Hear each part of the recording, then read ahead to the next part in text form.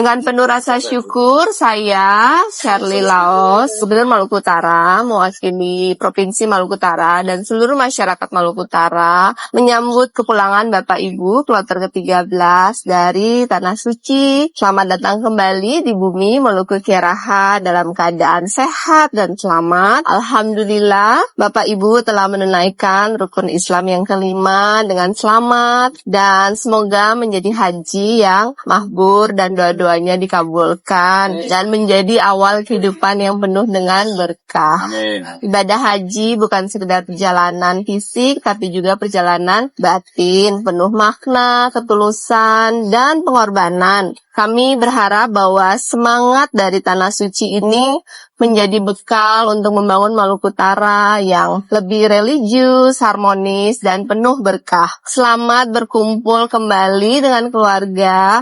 Saya tahu seluruh keluarga, anak, cucu, teman, semua sudah sangat merindukan kepulangan Bapak Ibu. Dan kami semua bersyukur Bapak Ibu bisa melaksanakan ibadah hajinya dengan baik dan pulang dalam keadaan selamat. Saya juga menyampaikan apresiasi setinggi-tingginya kepada seluruh tim pendamping kloter haji ke-13, 15, dan 17 dari Maluku Utara. Terima kasih telah merawat para jemaah haji Maluku Utara dengan penuh kasih sayang, dengan penuh tanggung jawab, dengan perhatian. Saya tahu proses ini sangat panjang dan melelahkan, tapi bersyukur semuanya kembali dalam keadaan sehat walafiat. Sekali lagi, terima kasih dan semoga semangat dan keteladanan yang dibawa pulang membawa kebaikan dan akan terus mengalir di masyarakat Maluku Utara. Semoga hajinya mahbur, usahanya diberkati, dan menjadi haji yang diterima di sisi Allah. Wassalamualaikum warahmatullahi wabarakatuh.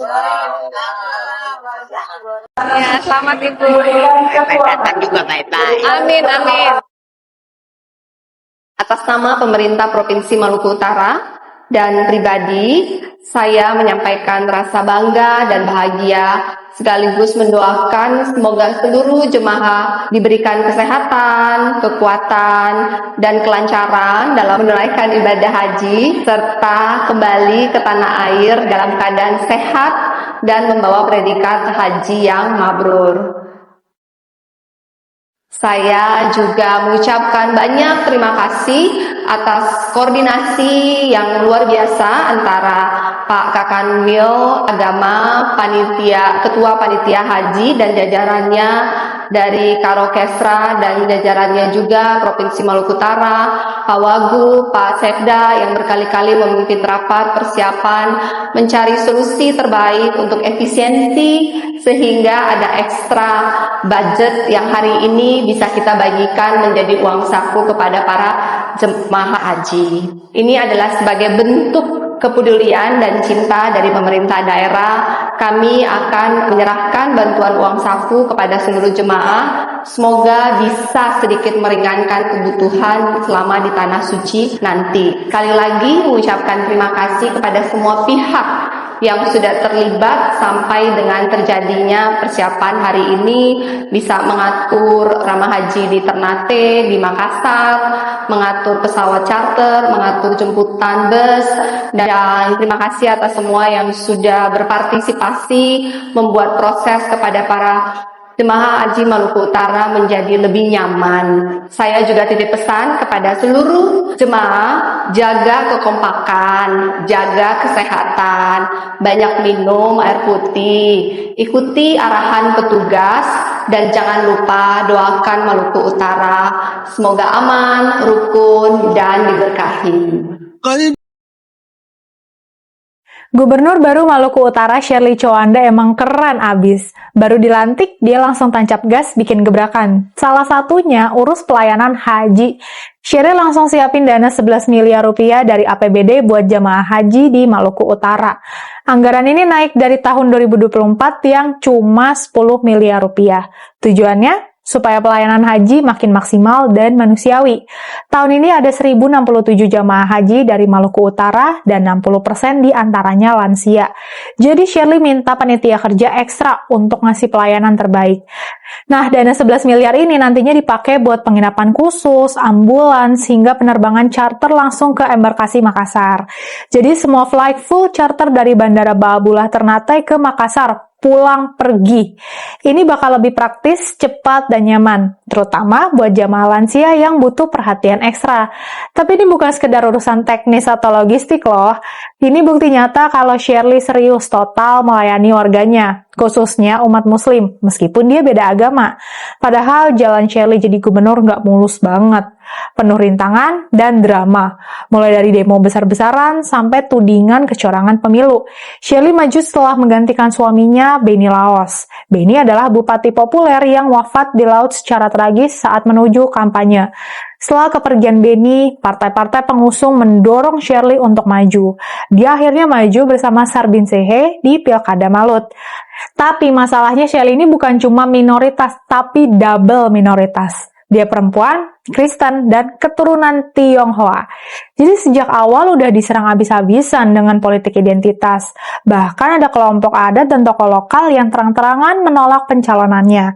Alasannya, katanya pemimpin Malut nih harus muslim karena adatnya berbasis Islam.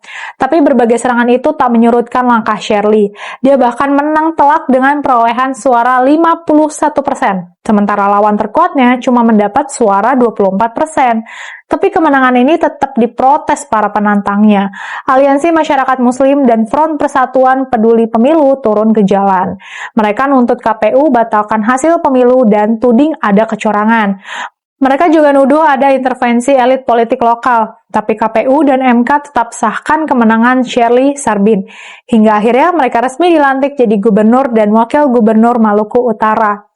Kemenangan Shirley ini jadi tonggak sejarah dalam demokrasi Indonesia. Bayangin, seorang perempuan Kristen Tionghoa lagi menang di provinsi mayoritas Muslim. Ini bukti kalau rakyat bisa memilih dengan akal sehat, bukan karena sara. Dan yang makin bikin kagum, Shirley nggak balas semua serangan-serangan itu. Dia tunjukin kerja nyata. Melayani semua golongan tanpa pandang bulu, termasuk pelayanan haji yang justru dia jadikan prioritas pertama di awal jabatannya. Agamanya boleh beda, tapi semangat pelayanannya luar biasa. Shirley, kamu keren, pemimpin yang luar biasa. Ini jadi pelajaran penting ya buat seluruh rakyat Indonesia, bahwa agama dan etnis bukan alasan utama dalam memilih pemimpin. Yuk, pilih pemimpin dengan akal sehat. Suasana haru dan bahagia menyelimuti Bandara Sultan Babullah Ternate, Sabtu pagi 21 Juni 2025. Tepat pukul 7 setempat, jemaah haji asal Maluku Utara Kloter 13 tiba setelah menunaikan ibadah di Tanah Suci. Penjemputan ini turut dihadiri Kakanwil Kementerian Agama Maluku Utara Amar Manaf, PLT Kepala Biro Kesra Katri Lece, PLT Kadishub di Kota Buna, serta Kepala Bandara Babullah. Kloter ini tiba menggunakan maskapai Lion Air dari Embarkasi Makassar. Kepala Kanwil Kementerian Agama Maluku Utara Amar Manaf menjelaskan, setibanya di Ternate jamaah langsung diberangkatkan menggunakan bus ke dua titik pelabuhan, yakni Feri Bestiong dan Pelabuhan Ahmad Yani, tanpa melalui transit di Asrama Haji Ngade. Ibu Gubernur tadi beliau menyapa langsung dengan jemaah haji di pesawat lain tadi. Nah, semua yang datang pun sudah terlayani dengan baik, dan karena halbar dan tiket ini langsung pulang ke kabupaten dan kotanya, maka oleh BPHD mengerahkan ke pelabuhan tempat penjemputan. Siap dengan melalui pelabuhan Feri, halbar melalui pelabuhan Ayani. Jadi, alhamdulillah semuanya bisa terlayani dengan baik. Bagi para jemaah, kepulangan ini bukan sekedar akhir perjalanan fisik, tetapi juga awal dari doa-doa yang dikabulkan. Mereka pulang membawa pengalaman spiritual yang tak ternilai. Petugas Haji Daerah Sri Haryani Hatari melaporkan bahwa seluruh proses ibadah berjalan aman dan lancar. Ia juga menyampaikan terima kasih atas perhatian penuh Gubernur. Semua jamaah tadi dijemput oleh Ibu Gubernur Maluku Utara kita yang cantik dan sangat antusias. Seluruh jemaah antusias menerima Ibu Gubernur, dan Ibu Gubernur juga mendoakan agar kita semua bisa menjadi haji yang mabrur. Insya Allah, amin, amin, ya Rabbal Alamin. Terima kasih Ibu Gubernur Maluku Utara, pemerintah Provinsi Maluku Utara, dan seluruh jajarannya. Penjemputan jemaah ini menjadi simbol kehadiran pemerintah daerah di tengah rakyatnya. Sebuah momentum yang mempertegas bahwa pelayanan kepada jamaah bukan hanya kewajiban tetapi juga kehormatan. Dari Bandara Sultan Babulah Kota Ternate, Maluku Utara, Khairia Pro 3 RRI terus mengudara untuk Indonesia. Pesan saya yang terakhir, mari kita menjadikan festival ini sebagai ajang silaturahmi, memperkuat persaudaraan. Semua yang tampil nanti malam sedang menyampaikan dakwah melalui seni, dan setiap yang mendengar sedang memperluas kebaikan dalam diri mereka. Siapapun yang menang, kalian semua sudah menjadi pemenang dengan mau tampil di sini menampilkan yang terbaik.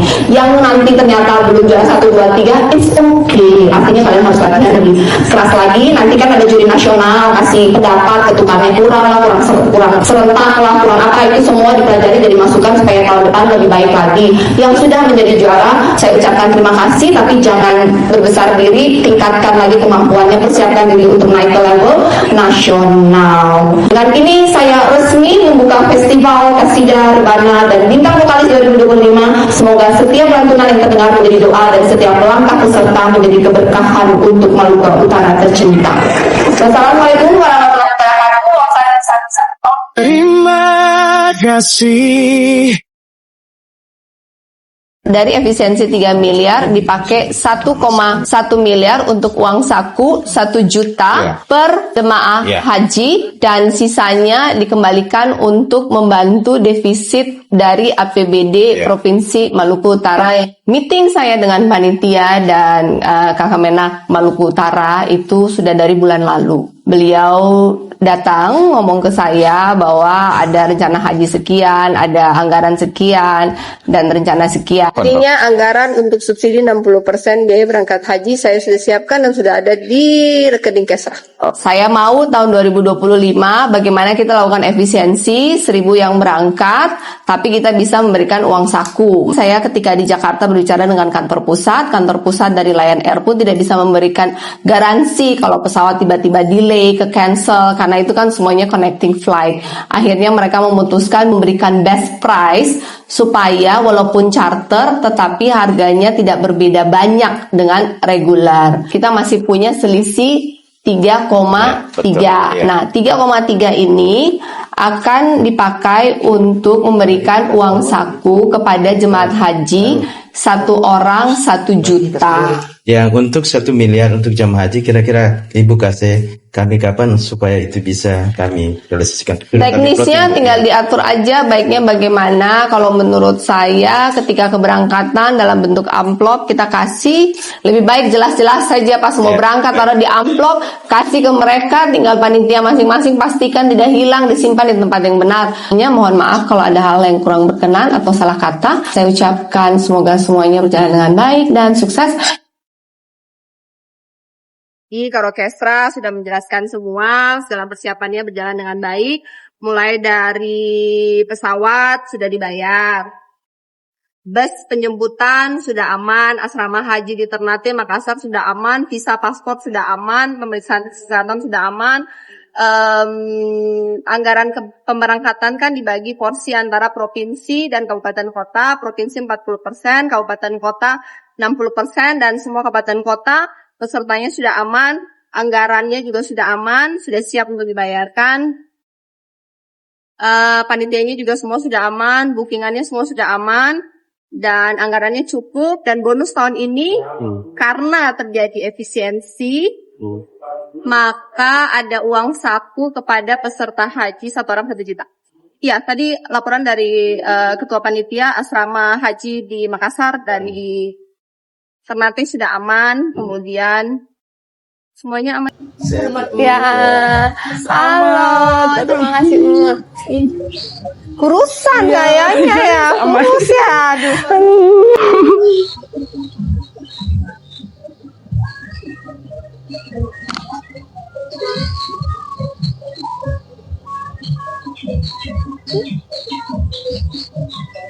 Sini Ade, sini sama tante. Ini sayang. Anak-anak sehat semua? Iya, alhamdulillah sehat. Yang pertama tuh dia di Jakarta? Iya, di Surabaya. Oh, sudah selesai kuliah belum? Yang kedua? Kedua ini Yang ini yang tadi. Oh, yang tadi. Baru Yang ketiga? tiga tuh SMA 2 kelas Oh, 3. lagi di sini kasih. Nanti kuliah di mana? Ini mau rencana di KSMBT. Katanya mau ambil psikoid isi dulu on. Nggak akan pernah. Rasanya nggak akan pernah sama. Cuman ya gimana ya? Iya. Ya saling menguatkan saja bisanya kan. Mungkin paling berat itu ketika nggak tahu mau diskusi sama siapa, nggak tahu mau nanya sama siapa kan. Jadi kalau ada hal-hal yang bingung bisa telepon saya. Yang penting anak-anak sekolahnya baik, bisa kerja baik kan. Mereka di atas sama-sama, kita di sini saling menguatkan diri saya. Dan artinya itu kemudian Terjadi. Dan pada saat pendaftaran, dia ada statement bahwa saya mewakafkan diri untuk Maluku Utara. Walaupun waktu itu saya tidak menyadari itu harga yang harus saya bayar. mewakafkan dirinya untuk Maluku Utara. Ya, waktu pendaftaran di KPU, waktu keluar konferensi pers dia bilang saya akan mewakafkan diri saya. Dan artinya itu kemudian terjadi. Kehilangan Mbak Sally, kehilangan almarhum Benny Laos. Dan ini jugalah saya akhirnya melihat, sekarang mengenal Sally Coanda, kenapa akhirnya setegar ini, karena ia melanjutkan perjuangan yang tadi untuk Maluku Utara. Ya, saya butuh closing karena saya nggak bisa melanjutkan hidup saya kalau seorang Benny Laos perginya sia-sia seperti itu di sebuah rumah sakit yang tidak ada apa-apanya. Padahal ironis dia membangun rumah sakit terbesar dan terbaik di Maluku Utara, tapi kemudian dia meninggal di rumah sakit yang nggak ada fasilitas apapun. Mimpiku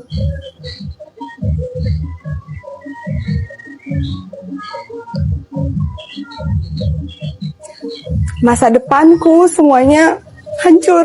Kita lagi bangun rumah, semua bayangannya tiba-tiba hancur.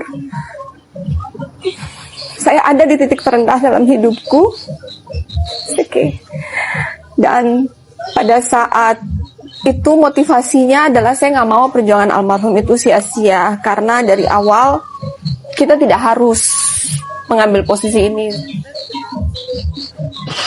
Ya, Kak, terima kasih atas kedatangannya. Yang sharing ini saat ini adalah bagaimana penduduk di wilayah Maluku Utara ketika membutuhkan akses layanan kesehatan tidak terkendala karena kartunya nonaktif. Peserta yang sudah mendaftar JKN ini totalnya 1,377 juta. Artinya sudah punya kartu BPJS, tapi BPJS tidak bisa dipakai. Ada 242 atau sekitar 17% itu sudah terdaftar tapi nonaktif. Betul. Makanya jika ditambah 1.070 dengan 242.000, maka total 1.377.000 warga Maluku Utara atau setara dengan 98,8% semuanya sebenarnya sudah terdaftar. Berarti bisa dikatakan Maluku Utara udah UHC dong. Betul. Hari ini Maluku Utara sudah UHC. Hanya bahwa ada 17% dari warganya masih memiliki BPJS yang tidak aktif yang akan kita aktifkan. Betul. Transformasi mutu layanan. Oh, gini. Apa gimana? Transformasi mutu layanan. Oke, gini.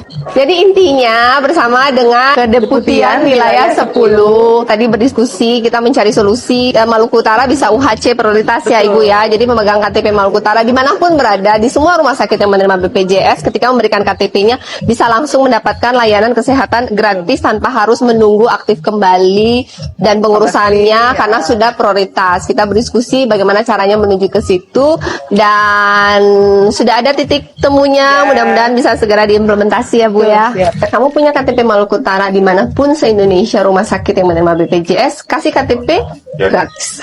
Ketika sakit, ketika harus operasi, ketika harus mendapatkan pelayanan kesehatan yang urgent dimanapun pasca seluruh Indonesia, mereka bisa melakukannya secara online, secara offline, bisa langsung mendaftar, bisa langsung aktif, bisa langsung mendapatkan pelayanan kesehatan yang bisa menyelamatkan nyawa mereka. Tidur langsung doa.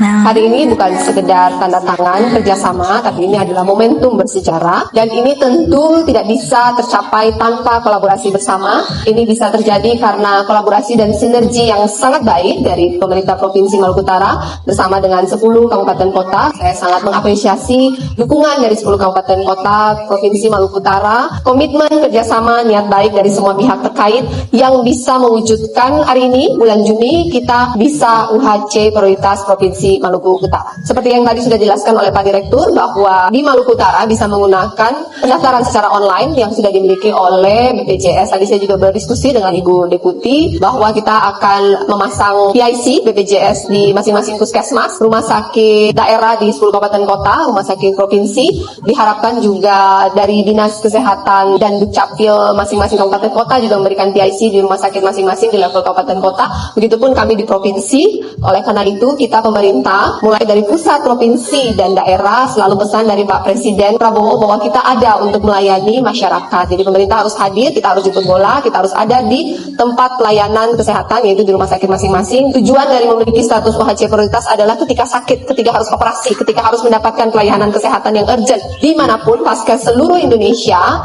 mereka bisa melakukannya secara online atau bisa melakukannya secara offline, bisa langsung mendaftar, bisa langsung aktif, bisa langsung mendapatkan pelayanan kesehatan yang bisa menyelamatkan nyawa mereka. Untuk itulah kami mengejar status UHC prioritas. Pesan saya juga kepada masing-masing kepala daerah untuk aktif terus menginput atau mengupayakan masuk kepada PBI sehingga dibantu oleh APBN. Itu sepertinya sudah terjadi di Halbar dan Morotai. Angka yang ditanggung oleh PBI-nya lebih besar daripada yang ditanggung oleh APBD. Tapi kan Haltim duitnya banyak. Tidore selalu baik-baik saja cash flow-nya. Tapi Tidore adalah kota dengan permasalahan BPJS yang paling sedikit ya. Tunggakannya paling sedikit, nyaris tidak ada. Selalu on time pembayarannya. Apresiasi kepada Pak Wali. Dan Halut kita akan mendukung sampai rekap Halut cash flow-nya sehat kembali. Kita cari solusinya bersama-sama untuk sehat kembali. Dan